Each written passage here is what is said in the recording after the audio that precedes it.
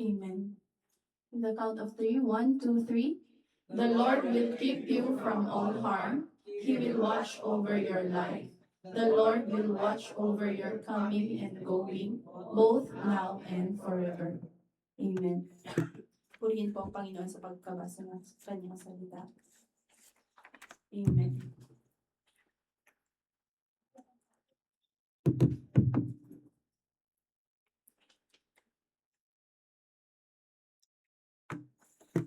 Amen. Praise God po.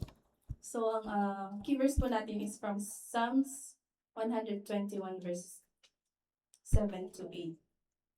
So, may tanong lang po ako. Think of the last time that you felt truly safe. When was the last time that you felt truly safe?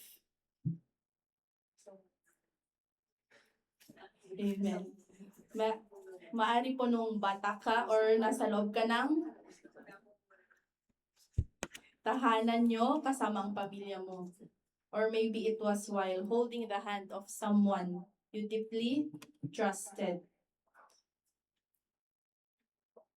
Usually, we associate safety with things we can only see. Amen po ba? Pag nag-lock tayo ng door, pag sa camera, security camera, CCTVs, minsan yung insurance or weather forecasts before traveling. Amen? Pero ang totoo po is, marami sa mga pinakamalaking laban natin ay hindi nakikita ng ating mga mata. Ano po ba yung mga yon? Anxieties, worries, doubts, spiritual battles, fears of the future, and yung walang hanggan ng what ifs natin sa ating buhay. Amen po ba? So sa Psalm 121, it is called the Song of Ascents. Ito ang awit ng mga manlalakbay habang umaakyat sila papuntang Jerusalem. So along their journey, may mga panganib po. May mga wild animals, maraming uncertainties, hindi nila nakita. So as they look toward the mountains, they asked, sabi po sa Psalm 121 verse 1, where does my help come from? And the answer came, my help comes from the Lord, the maker of heaven and earth. Amen. So ngayon po sa araw na ito, we will discover that God's protection is not only physical, it is spiritual, constant, personal, and eternal. Amen po ba? Amen po.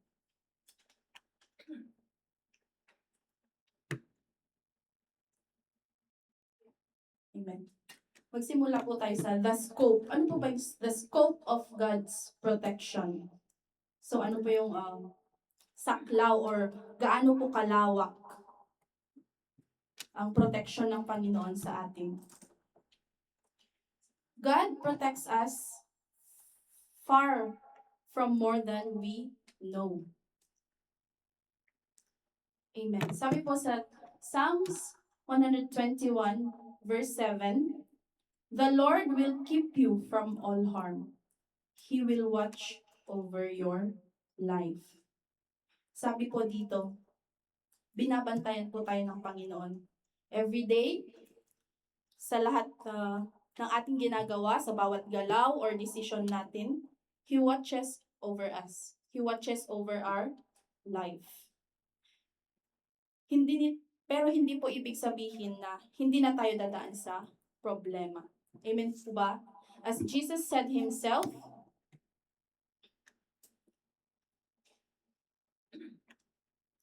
sa John chapter 16 verse 33, in this world you will have trouble, but take heart.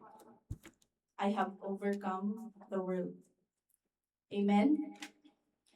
So the promise is not the absence of trials, but it means that no trial can truly defeat the soul that is guarded by God.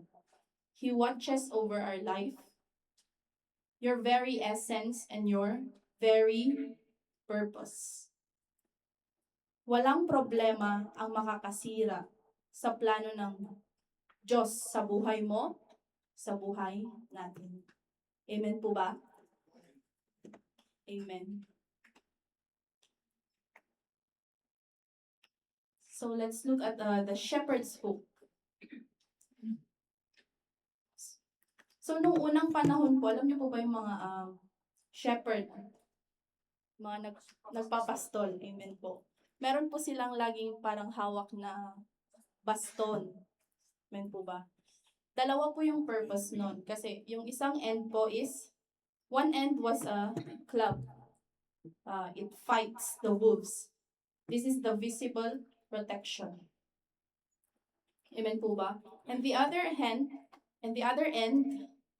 was a hook. It is used to pull the sheep away from any danger before they even realize they were in trouble. So many times, yung sheep po, hindi niya alam kung gaano siya ka-close sa kunwari sa bangin, or in any danger. Ganyan din po ang Diyos sa buhay natin. Amen po ba?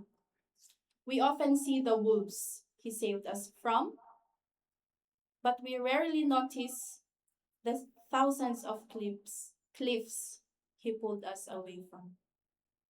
There are a lot of unseen ways God protects. Amen. So God protected us. Maybe there were accidents that never happened. Alam niyo po ba kung ilang beses po kayo inilayo ng Panginoon from danger? The car that didn't hit you. The path that you didn't take. Nagkamali ka, na wrong turn. Amen po ba? Inantok ka habang nagda-drive at bigla kang napapikit. Amen po ba? Pero bigla kang ginising ni Lord. Amen. Kaya sa lahat po ng nagda-drive sa ating mga transpo ministry, wag po kayong matulog. Amen. Hindi po. Lagi po kayong manalangin bago po magbiyahe. Amen po ba? Amen po.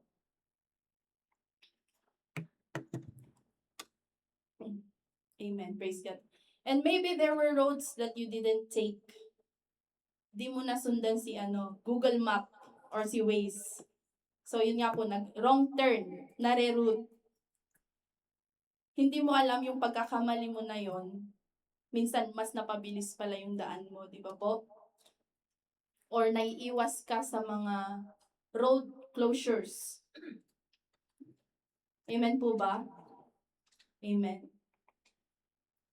And maybe the Lord also guided us. Maybe there were wrong decisions na hindi mo itinuloy. Wrong decisions avoided. Yung trabahong hindi ka na-hire, hindi ka nakuha. Yung mga choices mo na kahit anong pilit mo, it felt really wrong. Because it is really wrong. Kasi nga mali po pala talaga. Amen po ba? And then, maybe there were relationships that ended because God was protecting you. Amen po ba? Nakita mo yung mga red flags. Diba? Kuya JR. Ay, wala po pala siya. Pero dahil mahal mo, pinipilit mo. Pinipilit mong isave yung relationship. But God made a way. He protected you from getting more hurt. Hindi lang naman po sa yung love life. Meron din yung mga kaibigan. I mean, itinuring mong kaibigan. Ang ganda ng relationship nyo, ang saya, ng samahan ninyo. But behind your back, sinisiraan ka pala. Amen po ba? Amen. God heard the conversations that you didn't. Amen. Kaya gumawa ang Panginoon ng paraan upang ilayo ka sa mga maling tao. Hindi ka nadamay. Hindi ka nadamay sa mga ginawa nilang kaloko. Amen po ba? Amen. And maybe there were prayers that were answered with, wait lang. Saglit lang. It's not the right time. Minsan nasasaktan tayo pag hindi natuloy yung mga plano natin, di ba? Di ba po ba? Amen po. Ang dami nyo kasing plano eh. Puro kayo drawing. Amen.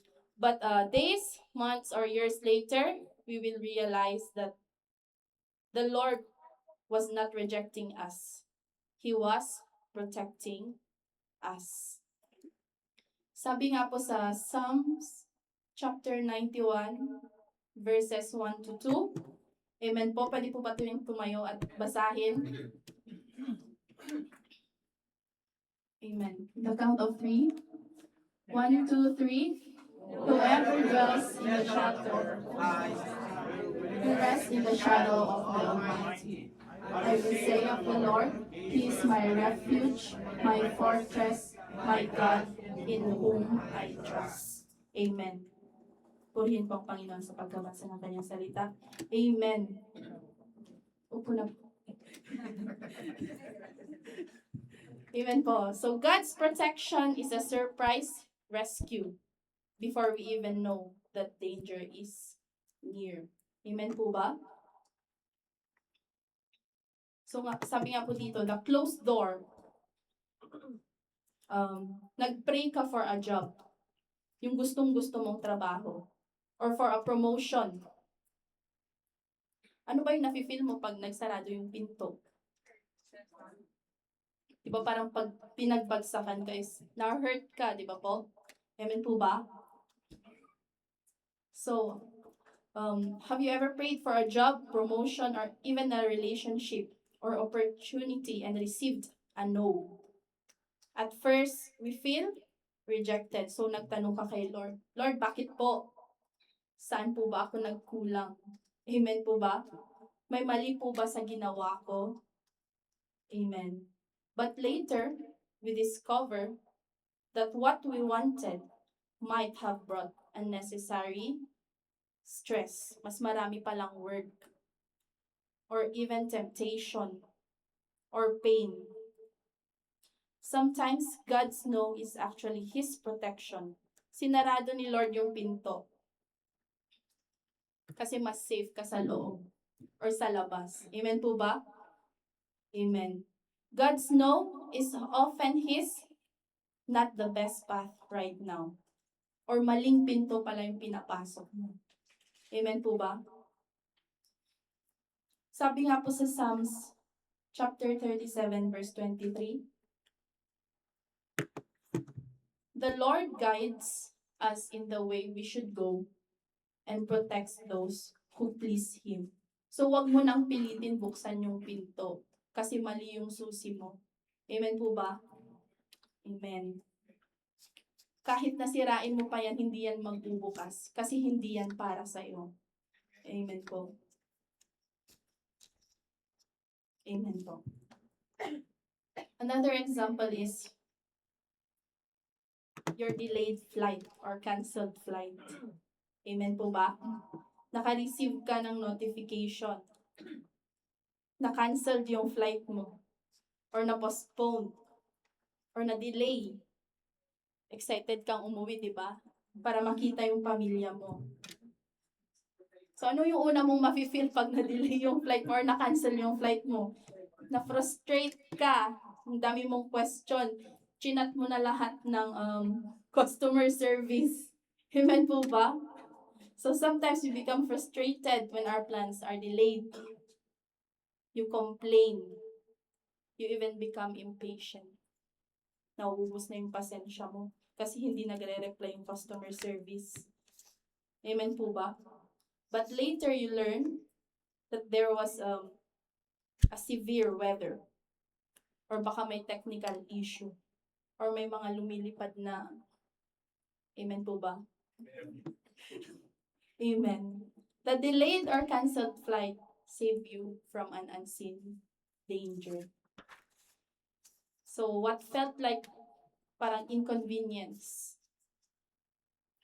kasi na ano yung plano mo na makapag-get together sa pamilya, makita sila, but this inconvenience may actually have been your protection.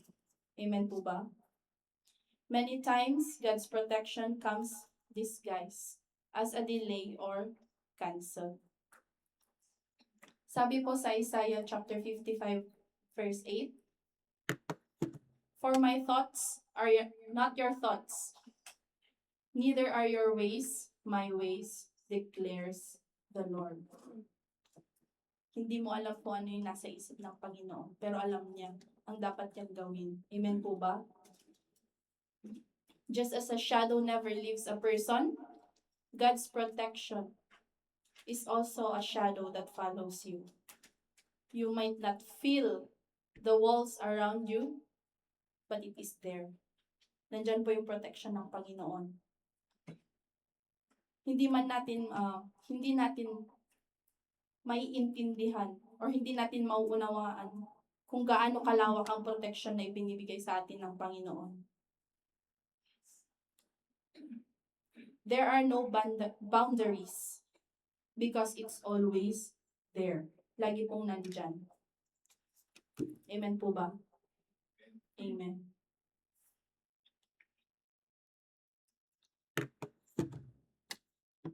Amen. So the presence of God's protection, He watches over our coming and going. Amen.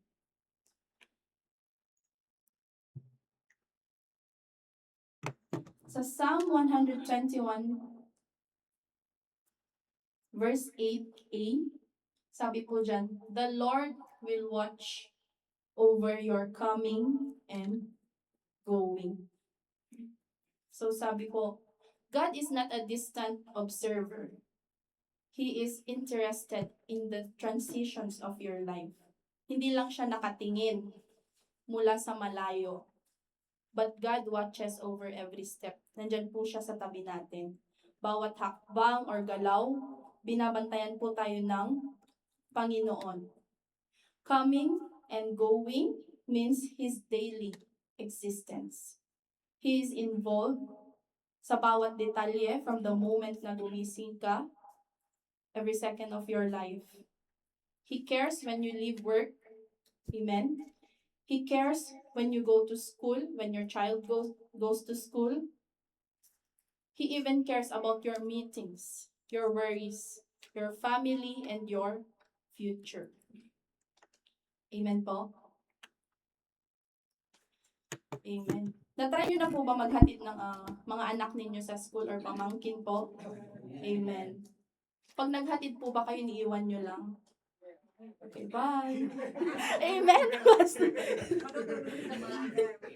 Amen po. Bye, ingat, yan na lang. Amen po. So, pag first time po nung bata, di ba po, ano po ba yung nafe-feel ng bata? Natatakot po siya, di ba? Pero habang nandun ka, habang papasok din siya sa gate, pinupush mo siya na, pumasok ka na. Amen po ba?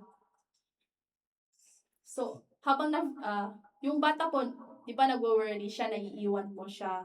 So, nag-i-stay ka, di ba? Amen po ba? Nag-i-stay ka hanggang sa makapasok siya sa loob ng classroom niya. Minsan po sumasama ka pa, di ba po? Amen. Hindi mo na lang siya basta iiwan. Sino po yung nag-amen na iniwan lang yung anak? Amen. Kaya mo na yan. Hindi po. Di ba, yung iba pong nanay sumasama pa hanggang sa classroom. Kasi feeling ng bata, pag hindi mo siya sinamahan, mag-isa na lang siya. Pero outside the gate, kasi hanggang dun ka na lang dapat sa gate. Naka-fix yung mata mo sa kanya. Amen po ba? hindi ka na niya nakikita, pero binabantayan mo pa rin siya. Amen po ba? Ganito rin po ang Diyos sa buhay natin. Amen? When we step into a new season of our life, or a new job, or sa bagong bansa na pinupuntahan natin, even your financial struggles or your family problems, we may feel alone, but God is at the gate. He is the watch over the gate. He's watching, guiding, and protecting. Nakabantay po siya. Amen po ba? Sabi nga po sa Isaiah chapter 41 verse 10, "Fear not, for I am with you." Kasama po natin siya. At sabi din po sa Isaiah chapter 43 verse 2, "When you pass through deep waters, I will be with you. I am with you, I will be with you." Sabi po dyan, God did not say we would never go through deep waters, but He said, "I will be with you." Amen po ba? Amen.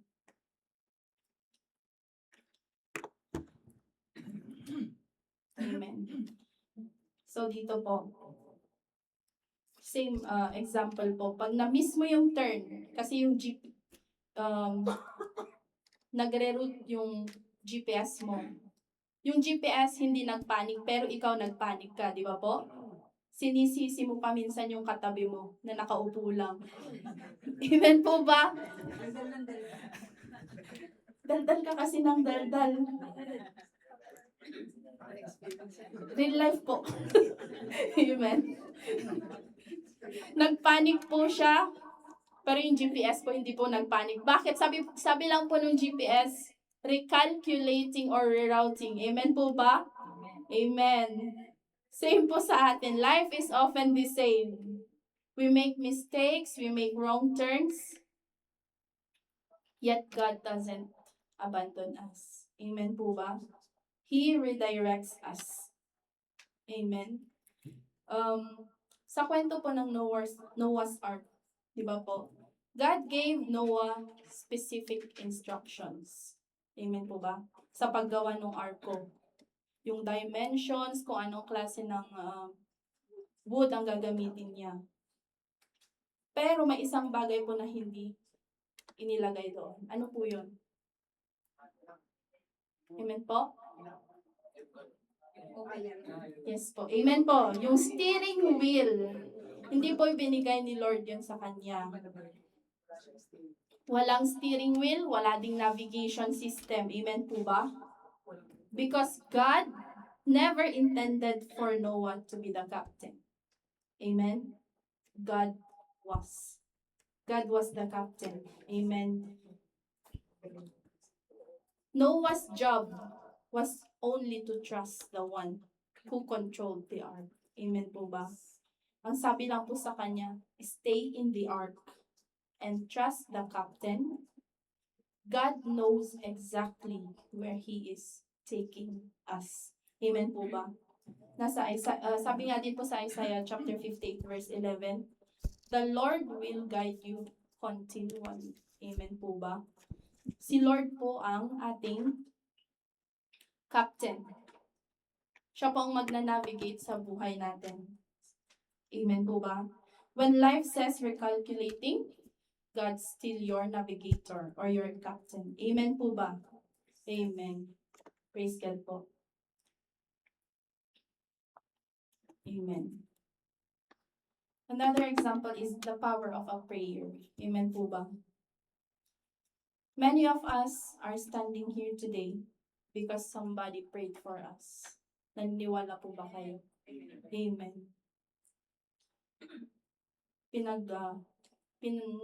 Nanalangin ang nanay mo, ang tatay mo, yung lolo-lola mo, yung anak mo, our pastors. Amen.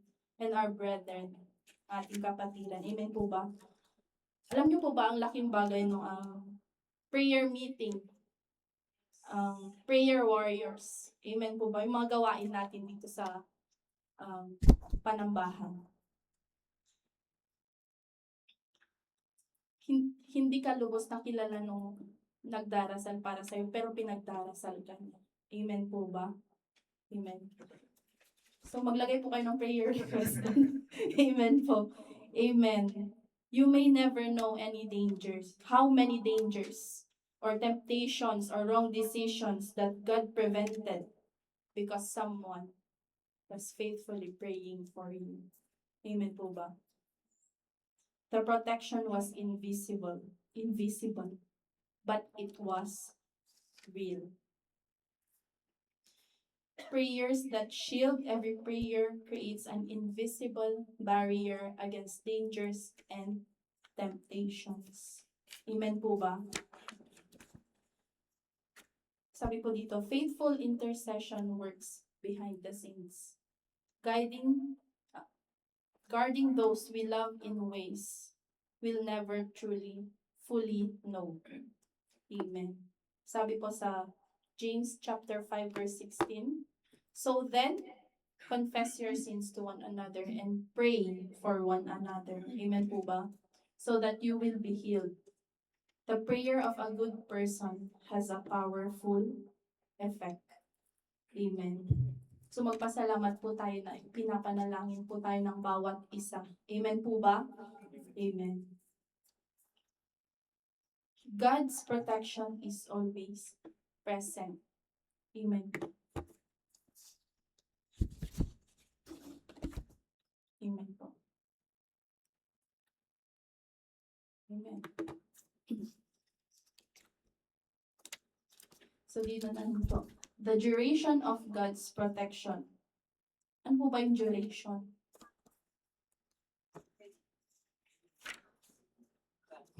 Judy. Amen po. So God's protection, the duration, gaano katagal? Amen po. Gaano katagal? Pero sabi po dito, both now and forever. Sabi po sa sa Psalms chapter 21 verse 8b, both now and forever more. Ngayon at magpakailanman. Amen po.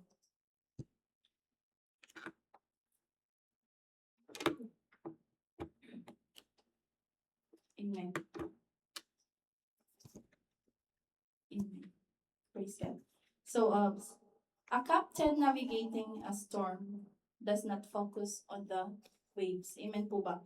Yung lighthouse, nakikita niyo, alam niyo po ba kung ano yung lighthouse? Ano po yung gamit ng lighthouse? Mag-guide. Mag-guide sa mga sailors, sa mga seaman.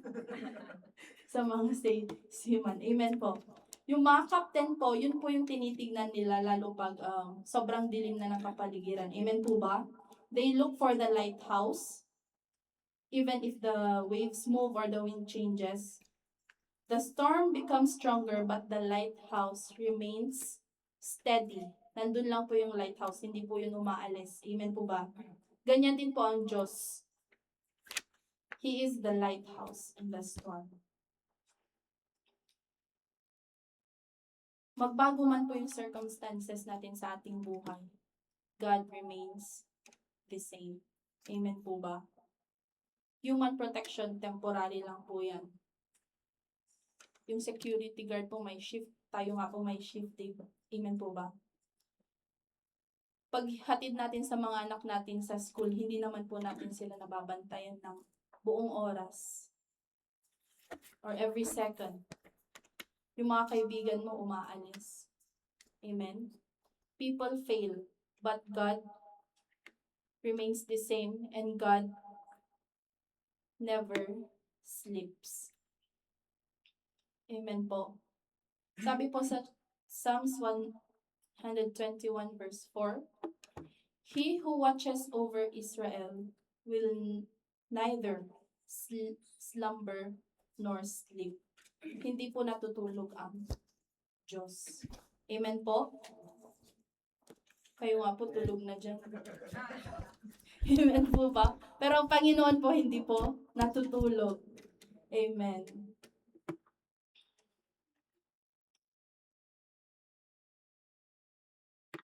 Amen. So, for example, a sleeping child, natutulog yung anak mo. Amen po? As a child can sleep peacefully during a storm. Kahit na anong nangyayari sa kapaligiran niya, tulog pa rin siya ng mahimbing. Bakit? Kasi alam niya, feeling niya safe siya. He knows or she knows na yung nanay or tatay niya or sino man ang kasama niya sa bahay nakabantay sa kanya. Hindi niya nga alam kung ano yung kulog or kidlat. Amen po ba? But he trusts the one watching over him. Amen. So, sa atin po, we can rest because our Heavenly Father never sleeps. Amen po ba? Lagi pong nakabantay sa atin. Sabi po sa Psalms chapter 4 verse 8, in peace I will lie down and sleep. For you alone, Lord, make me dwell in safety. Amen po ba? Amen. Amen.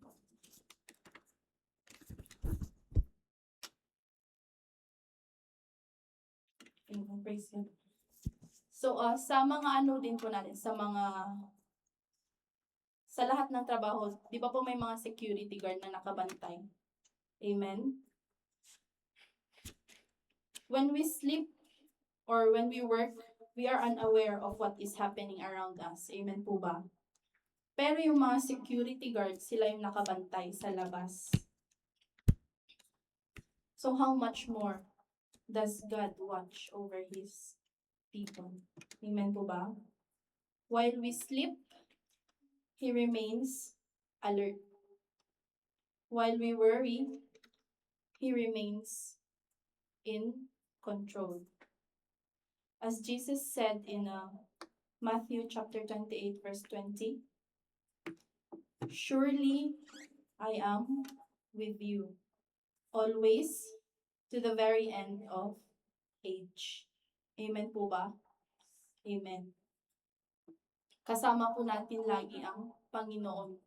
Bawat galaw, bawat hakbang, kahit na po anong nangyayari sa paligid natin, kasama po natin ang Panginoon. Yan po ang kanyang promise sa atin. And as Romans chapter 38 verse 39 said, for I am certain that nothing can separate us from His love. Neither death nor life, neither angels nor other heavenly rulers or powers, neither the present nor the future, neither the world above or below. There is nothing in all creation that will ever be able to separate us from the love of God, which is ours through Christ Jesus our Lord. Amen po ba? Nothing can separate us from God's love. His protection covers both our now and forever. Amen po? Amen. So God's unseen protection is like the air we breathe. Nakikita niyo po ba yung air? Hindi po, di ba? Amen po. Pero humihinga ka pa rin. Amen po ba? Hindi natin ito nakikita, pero hindi tayo mabubuhay kung wala ito. Amen. In the same way, God's protection is often invisible. Amen po. We may not always recognize it, but every day, He is watching over us, guiding us, and preserving us according to His perfect will. Ang dami nating pinagdadaanan. Amen po ba? Ang dami nating hindi naiintindihan. There are even situations you had no control over. But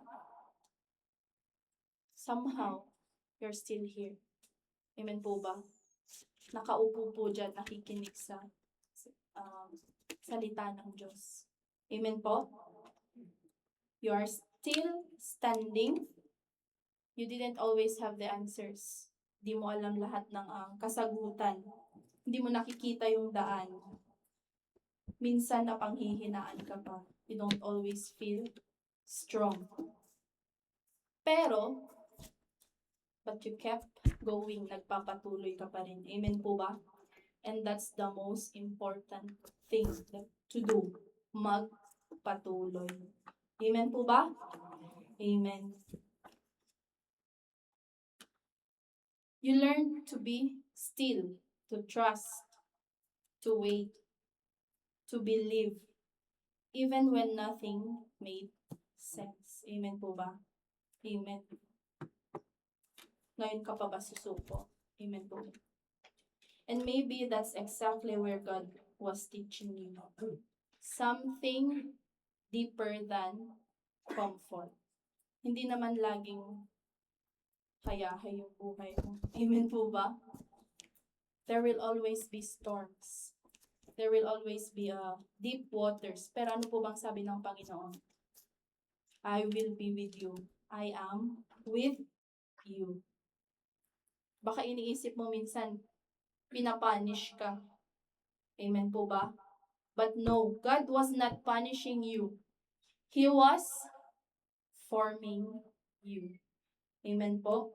He was building your faith, shaping your character, and teaching you to depend on Him.